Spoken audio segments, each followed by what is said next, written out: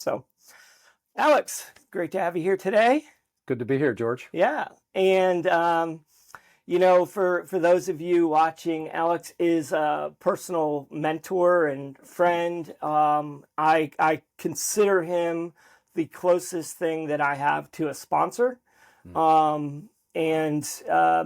is the person I turn to when I am struggling the most. And over the last, we've known each other since 2018 now.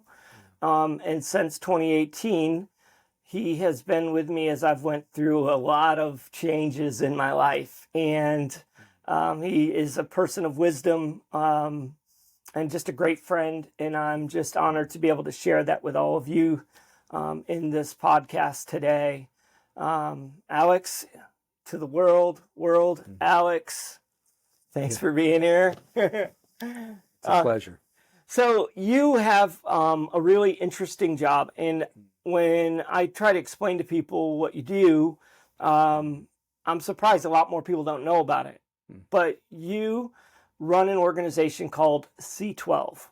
Could you explain to all of us what that is and what is exactly your role with the company, organization? What do you call it? Yeah, so C12 is a 30-year-old organization started by a man by the name of Buck Jacobs in Tampa 30 years ago. Today it's global. It's all over the world, and we work with about 3,500 Christian business leaders throughout the world. And our focus is we try to help Christian CEOs and owners build great businesses for a greater purpose. So what we try to do is to help them learn and understand that these platforms that God's entrusted them with, their businesses, that they're just stewards of those businesses, and that how can they use these platforms that have been entrusted to them to share with the world about the love of Christ. So that's what we do. Seems easy enough, but like more specifically now, you've kind of explained to me, you'll go in and talk to business owners how they could bring Christ into the workplace. Sometimes it might be through a pastor that comes along. Sometimes you talk to these guys about like the way they're operating their business. And could you give us some examples of if a company that has, a couple hundred employees and they bring you in and you're going to explain to them about Jesus, what would be some of the first steps you would take with them? So, in Tampa Bay, only about 1 in 4 of the people that live in the 4 million person metroplex of Tampa Bay, only 1 in 4 of those people would describe themselves as a practicing Christian. So what we know is that there's 3 million people that live and work in Tampa Bay that would not call themselves Christians.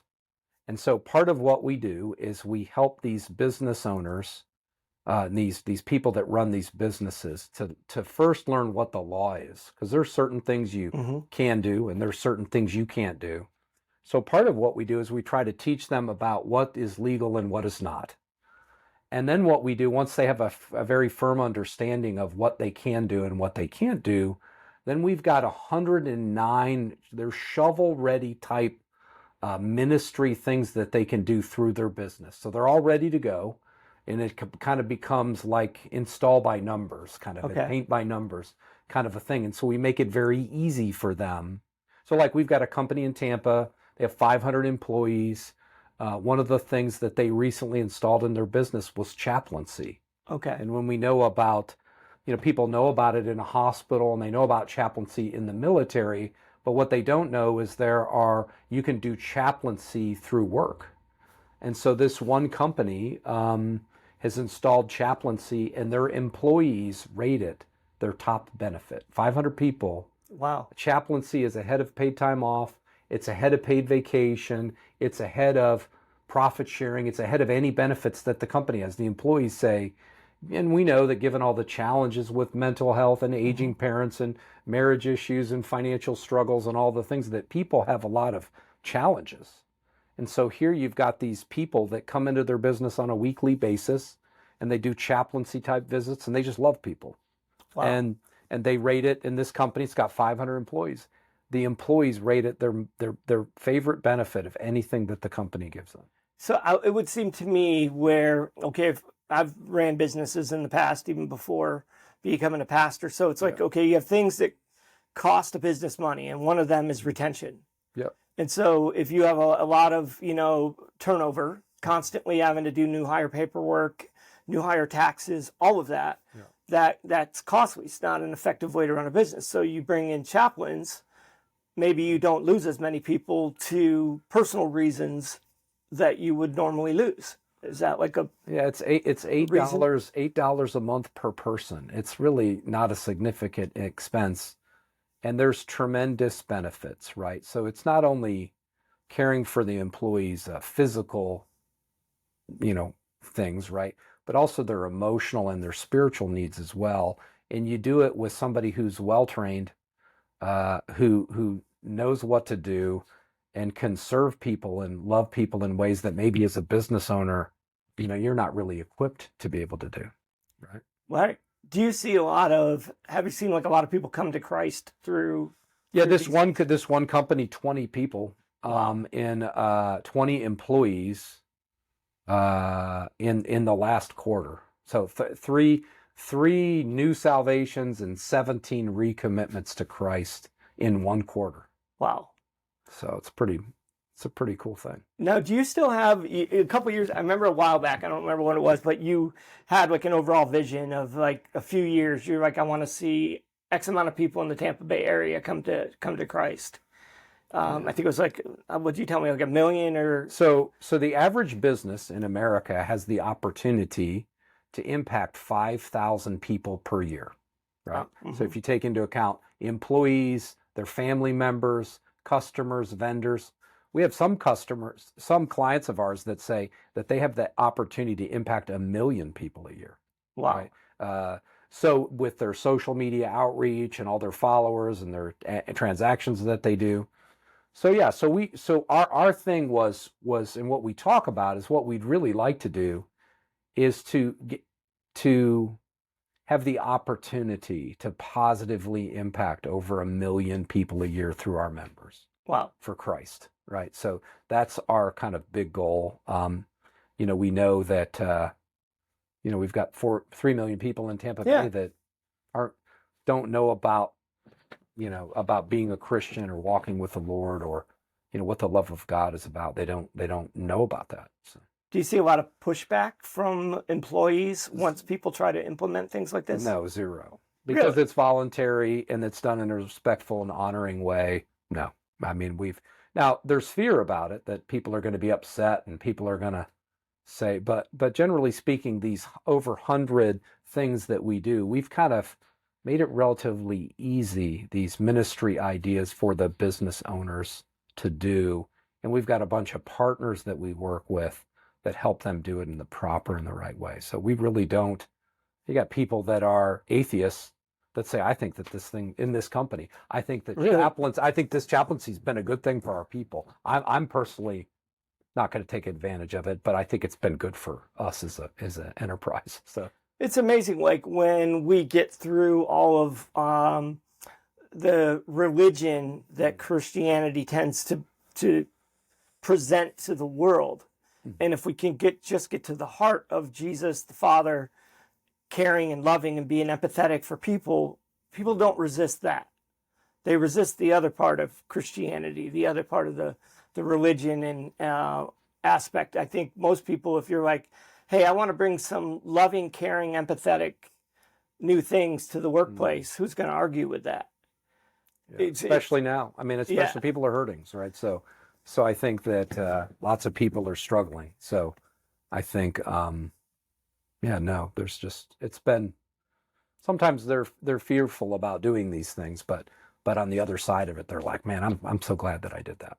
Did you have one of the business you were working with did like a food thing too for its employees, where like a food drive, or they had food shortage? I thought you were telling me about this is one of the ideas you could bring in, help them with their food.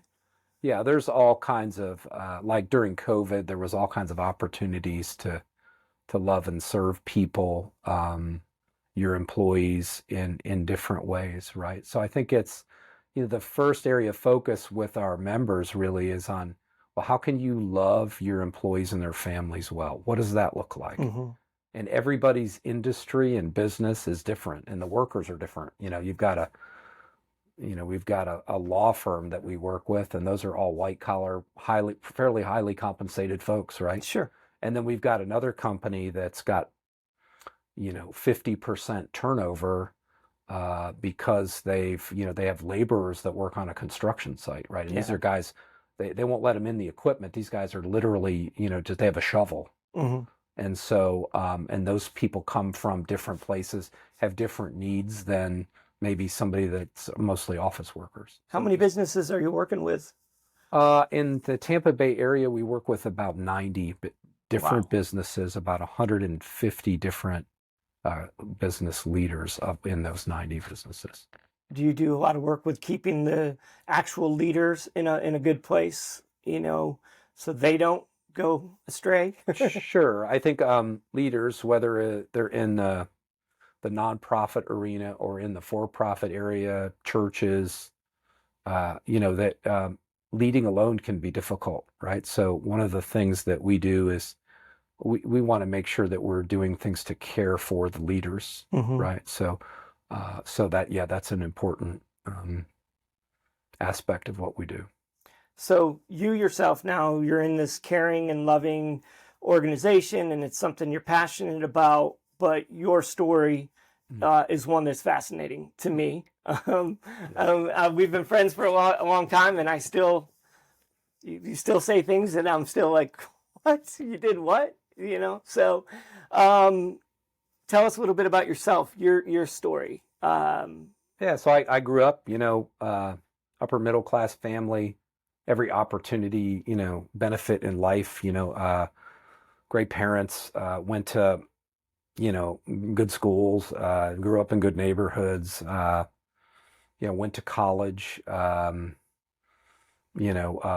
thought that I was going to be a professional athlete. That didn't work out. So I said, well, I'm going to be a businessman. So kind of joined this family business that we had here in Tampa, working with my father after spending some time working on Wall Street. And I married a U.S. Senator's daughter. Who became governor. And he eventually became the governor of Florida. And then I'm like 30 years old and my life comes unraveled. So my wife leaves me.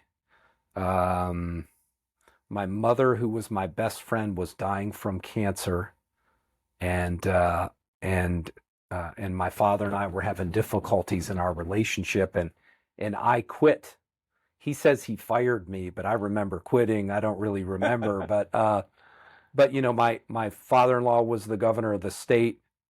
My marriage had come unraveled. The first person ever in the history of my family ever to get divorced. I'm not getting along with my dad, and my mom is dying from cancer. And so I moved to Atlanta, Georgia. And in Atlanta, Georgia, the bars were open till 4 o'clock in the morning, and nobody knew who I was. I was kind of like this anonymous guy in Atlanta. Yeah. And I was in a lot of pain and had no real spiritual basis of how I live my life. And I fell off the edge in Atlanta. I mean, I started drinking to great excess, started doing drugs, and I ended up becoming homeless and an alcoholic and a drug addict, and I lived on the streets, and I ate out of garbage cans, right? I mean, my life was, I ended up finding myself in a place that I never thought that I would ever be, but I was powerless to change it, right? How long was that? So you've told me stories about, I just think it's interesting, like being in the White House. Like you've been flying on Air Force One, yeah. You've flown on Air Force One. Yeah. So how long between flying on Air Force One to eating out of garbage cans? How much time in between? From leaving from leaving Tampa and going to Atlanta, I think from that till kind of cratering out, and it was a process, right? Of course. It was periods of homelessness, and it was I would never eat out of a garbage can, and it was that's never going to happen to me. I'm never going to take that drug. I'm never going to do that. I'm never going to be there. And it was this probably over a period of probably 2 years where it was just this downward spiral that That's pretty quick. yeah, well, I was in a lot of pain, right? Yeah. And I didn't, so probably till I was 32, 33. And then it was then I was like, getting to the place where I didn't feel like I could go any lower, but did, right? Continue to. You've told me stories about sleeping in your car and no AC and the bad parts of town and the windows down and just the mind of I'm in this car that's got the back smashed out of it, and and I'm trying to figure out safe places of where I could sleep in my car, and in Atlanta in the summer it's hot, and so I'm trying to decide, do I roll the windows down and have it be a little bit cooler and then the mosquitoes bite me, or do I roll up the windows and be hotter and maybe a little safer and not have the mosquitoes bite me? So all night long I would be waking up, vacillating between these two different things. But then you actually stumbled into a meeting, right? Yeah, I September 27th, 1999, I cry, I didn't believe in God, but I'm like, God, if you exist, winter was getting ready to come in Atlanta, and it can be cold in Atlanta in the winter. And I, on September 27th, 1999, I cried out I said, God, if you exist, put me out of my misery and kill me or deliver me. But I can't keep doing this. And he sent, so I was filing into the Atlanta Union Mission, and this guy's name was Scott. Said, young man, come over here. And I'm like, huh, me? And he's like, yeah, you. And I went over and I talked to him. And he said, well, God has sent me to see you. This was the very day, right, that I had cried out to God. And he said, I can teach you how to get your life back on track. But he talked about that it was about the reclamation of my soul, and that I needed to repent, and I needed to change directions, and I need to follow Jesus, and that if I did that God would give me the power to change my life. And I didn't believe it. Had you grown up Christian? Not really, no, not really, not much. Around the church, but never really, no personal. Yeah. So he was like, and I was on a losing streak, right? My life wasn't working, and here I had a guy who said, hey man, I have the answer. I will help you, and this is what you need to do. And I said, well, okay, I'll do it. Like my answer to my prayer. God sent a man to me. Now, I always find this interesting in life, spirituality, recovery. The person he sent to you was a judge, right? Yeah, he was actually the reporter of decisions. He was the second most powerful man in the legal system in the state of Georgia. I did not know that at the time, but all the appeals courts in the state of Georgia reported to him. I just think that is so amazing. Like, to me, and I don't know if it maybe to anybody listening or watching, but I've seen this so many times in repeatedly. That cry to God is answered. Like, proof that it was God that answered is the person he sent. Because you, coming from just 2 years prior, being in the White House, flying on Air Force One, if somebody like me showed up, all tattooed, and hey, I'm going to help you, you would be like, even though I'm down and out, I am better than this guy. So move on. I don't know if you would have or you wouldn't have. But my point is, I was pretty desperate. You're pretty desperate. I would have even listened to you. But I would have even listened to you. It's a joke. That's a joke. I know that, brother. But there is something powerful to the fact that when it's God, he sends somebody that we're most likely to listen to receive from. Yeah, he sent the right person to me, right? And he was tough, right? This guy was tough. He was, I remember one night I was whining and crying about all my legal issues and all my things. And he said, let's get in the car. So he's like, get in the car. So I get in his car, and he takes me to the liquor store. We park in front of the liquor store, and he takes a $20 bill out of his wallet and he says, if you want to not fix your problems, if you don't want to get better, here you go. Here's the $20 and there's the liquor store. Go in and buy yourself a bottle of whiskey and we'll be done. And I'm like, well, you can't do this. What are you doing? You're supposed to be helping me. And he's like, I mean, he was hardcore, and he was, he did not let me blame other people, and he made me accept responsibility for the decisions that I had made. And he was there to help me and help me move forward. But he was tough. He was like old school, as they would say. Yeah. Old school always refers to hard. Yeah, right. Exactly. So what was that first few years like for you? What was that journey like?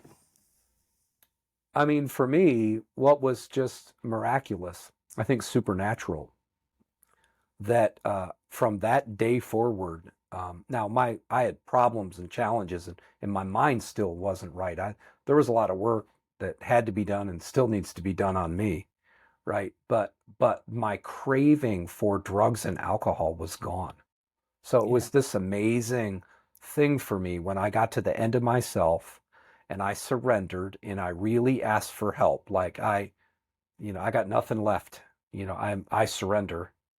That God met me where I was at. And so it's just, for me, it was just this amazing thing. And then I had somebody to help me straighten out my thinking, because my thinking was a mess, right? So, and he was there to help me, through this process of, getting sober. He used to tell me, right, sober up a horse thief. You still have a horse thief. You're not drinking whiskey. You're not doing drugs. That's cool, but you're still a horse thief, and we need to go to work on that. Right? I always like that saying. You're a sober horse thief, right? Still the horse thief, though. And you did a lot of AA. Was really your thing in those early years. Yeah, I mean, I went to a meeting or two right in the beginning, sometimes 2 meetings a day, and I did service work, and I did what he told me. Right? He told me, you go to a meeting every day. You call me every day. I'm not calling you. I'm not going to chase you down. He and I got together face to face once a week at a minimum, and we started working the steps. And he talked about that I needed to find a church, that this was about the reclamation of my soul, and that this matter was entirely spiritual. And he was emphatic about that over and over and over again, that this wasn't just a physical problem. Well, it was that. It was that my solution was spiritual. How long were you in Atlanta from that point forward? So about, the times are hard for me to always remember, but probably about a year or so before I came back to Tampa. And then the relationship with your father. When did you come back to the family business? Kind of right away. I had 3 kids in Tampa from my first marriage, and so it was like I felt like I needed to be closer to them. Things with their mom weren't good, and so I was willing to bag groceries at Publix, which is like our local grocery store. I just felt like God wanted me to be near my kids. So I moved back, and my dad gave me this sales job, right? He said, that you could come to work, but we had to go see a counselor. We had to do all this stuff before he would let me come back to work in the business. He was leery of me, and he should have been. Rightly so. Rightly so. Was your ex-father-in-law still governor at the time? No, he died in office. So he passed away about a week before the next governor was going to take over. He had a heart attack and passed away. So I didn't even know that. So yeah. Learn something new all the time. But you came back, got with your family business, and then everything was super easy, and you're here today. Well, I say that from my life of ashes, which it really was that the Lord from ashes made a life of beauty, and it didn't happen overnight, right? It was a process. I owed the IRS a bunch of money, and I had some legal issues, and I had relational issues, and I had family law issue. I had all kinds of issues, but those over time, through staying sober and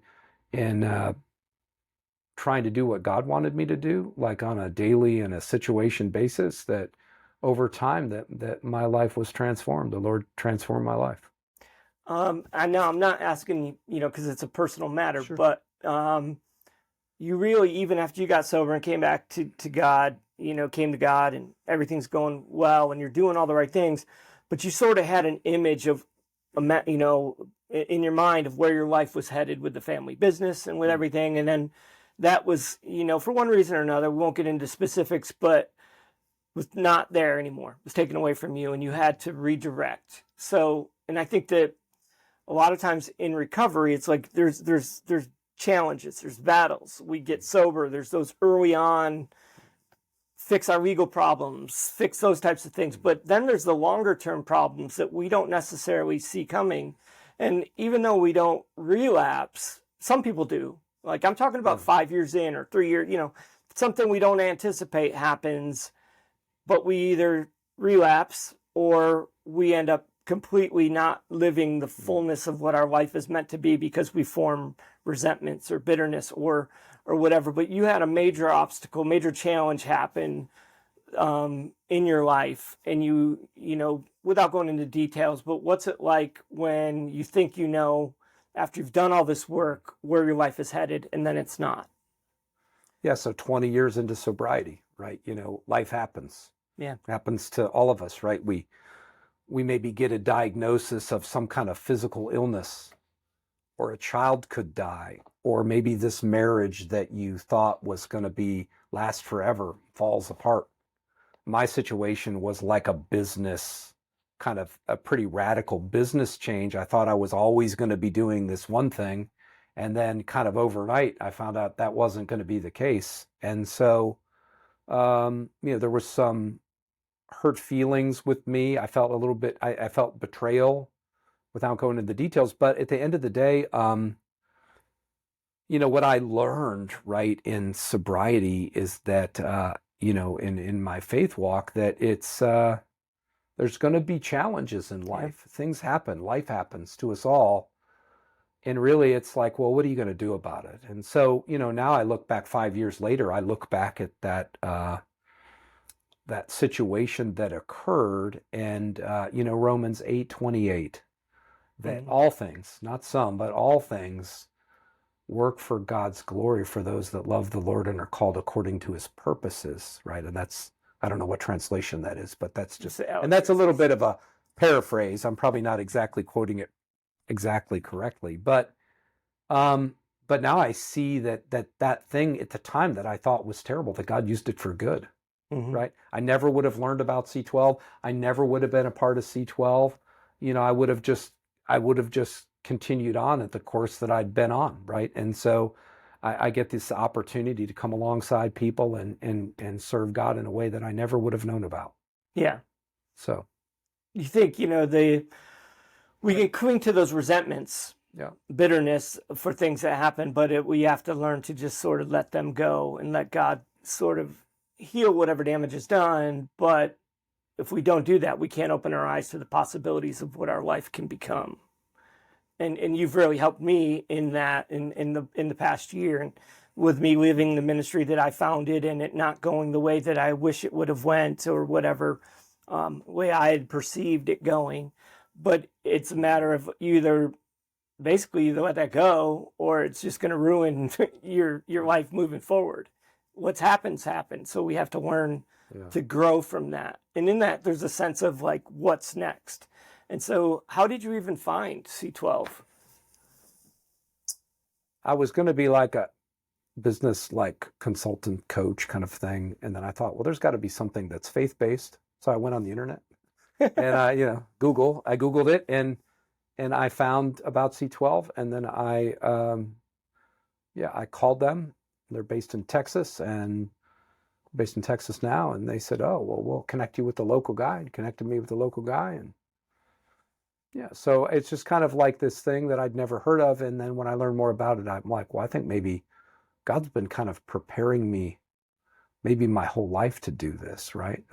To really, what I've come to believe is that strong businesses change lives.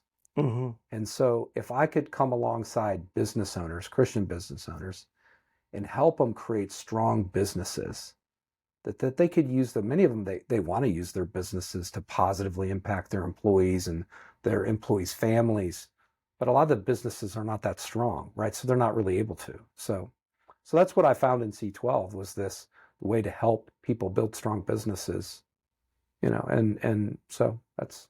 And you are a coach, really. You do Yeah. business coaching as well. Yeah, so we talk about all the ministry things that we do, but if you don't have any margin, there's no ministry. So if your business is not profitable, Yeah. if there's drama in the business continuously or challenges, then you don't have the energy Yeah. to do ministry things because you're taking 110% of your time, effort, energy, and attention's focused on trying to keep your business open, Yeah. right?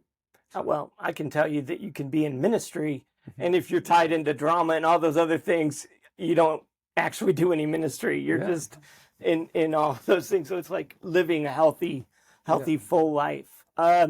So part of one of the things that you and I have in common is, we've been on this spiritual journey even over just the last few years, where I think some people get into a church and they settle in and they're like, "This is my theology. This is what I believe about God," and amen to that. You and I have been a little bit different in questioning and just really exploring different aspects of faith. And what are some of the things that you've really learned about God the Father, the way you perceive being a Christian man, and changes in, the way we view church and organizational church and things like that over the last few years?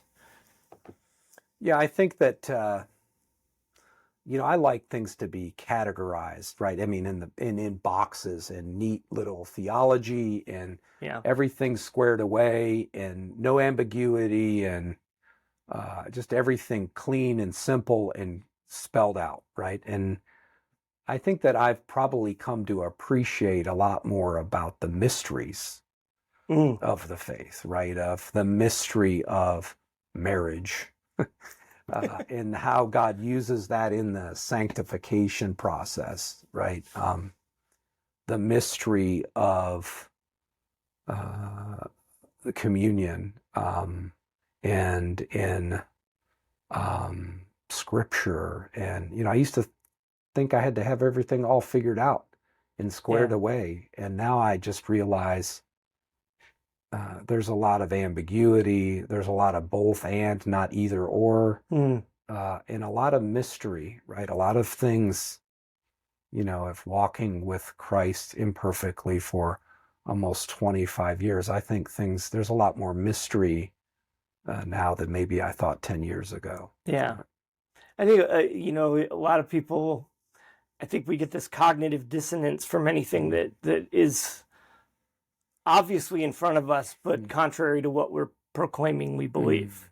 Because that idea of questioning is terrifying to some people. Do you think it's because of your recovery story and everything you've already been through that makes something like that a little bit easier?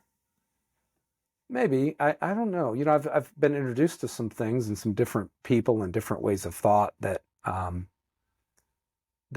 my focus really has been to seek first the kingdom of God and his righteousness. And so what does that look like, right? And I'm not really interested in playing institutional church, right? I think Jesus said, "Come follow me," right? And so for me, it's been this journey of learning and discovery and my life's experiences against what I think the scriptures say and what other people that I've read and different things. So I think that's for me.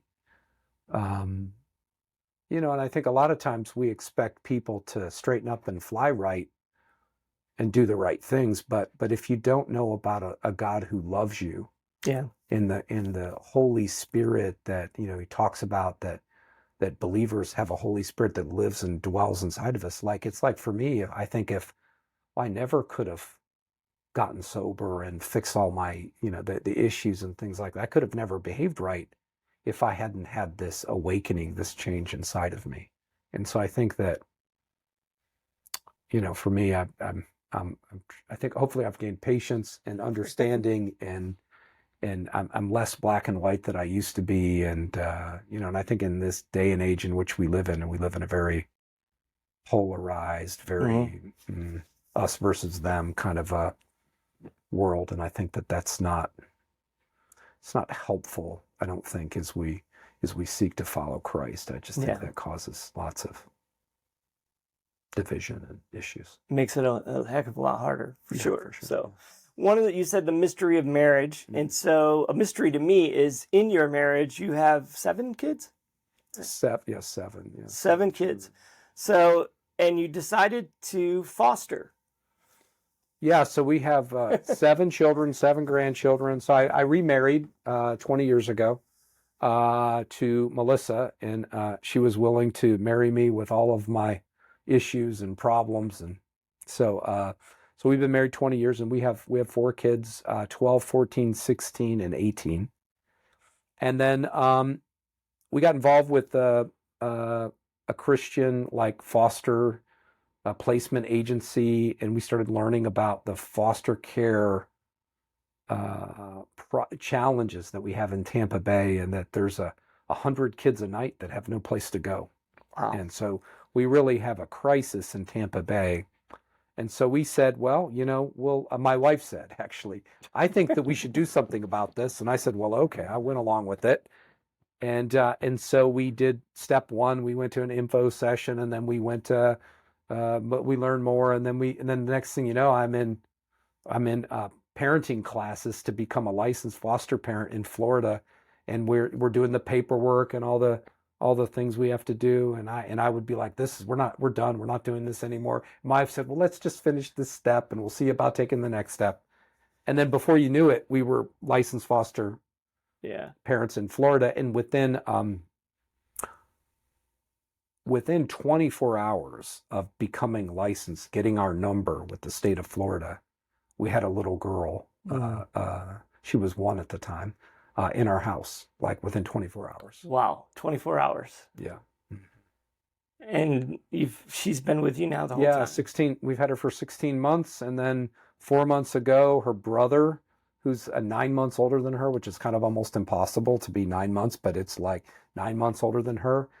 He was with another family, and the family couldn't continue on for some personal reasons. And we had a family meeting, and we said, hey, what do we think about her brother? And we knew him, and we'd known him for a while. And my kids and my wife and I, we said, yeah, well, why wouldn't we? Sure. Why couldn't we Yeah. bring him into our house? So he's been with us for 4 months. And you've learned a lot in that as well.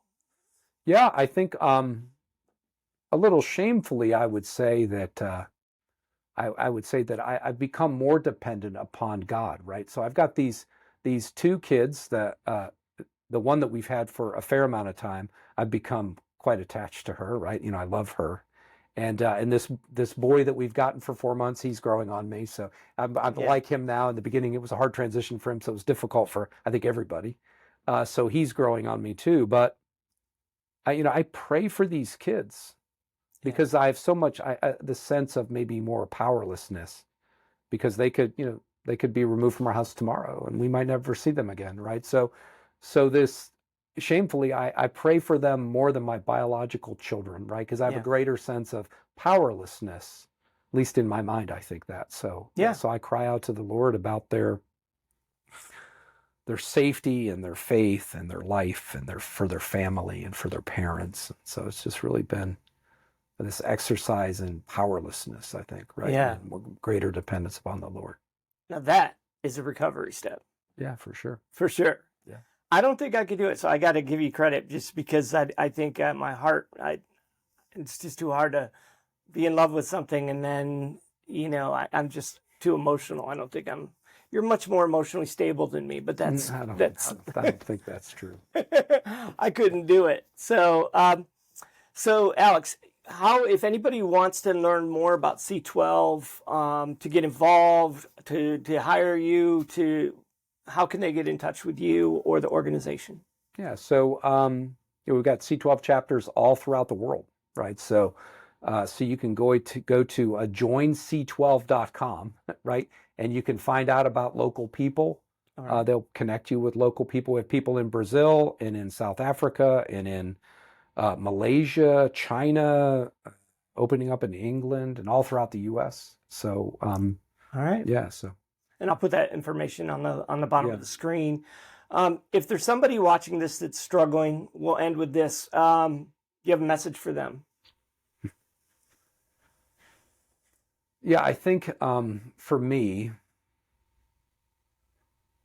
the story of the prodigal son really resonates with me, right? Mm-hmm. And I think the prodigal son who was in a faraway land, literally starving to death, feeding pigs, a place he never thought he would ever be, talks about that he had come to the end of himself. Yeah.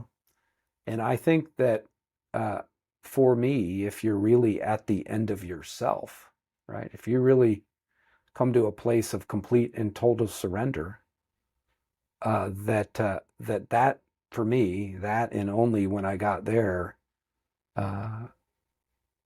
could God do His work. Mm. And so, I never thought in my wildest dreams, I just hoped to have a bunk in my father's house. Yeah. Right.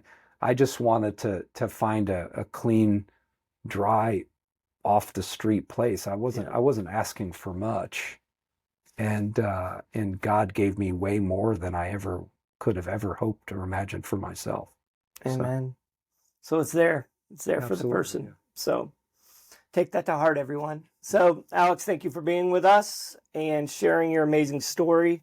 You're an inspiration to me. You know that. I love you, and everything you've done for me, I can never pay you all back. So Well, it's been a pleasure to sit here and talk with you. And yeah. thank you. So hopefully y'all got something from this. If not, rewatch it. You'll get it then. Peace.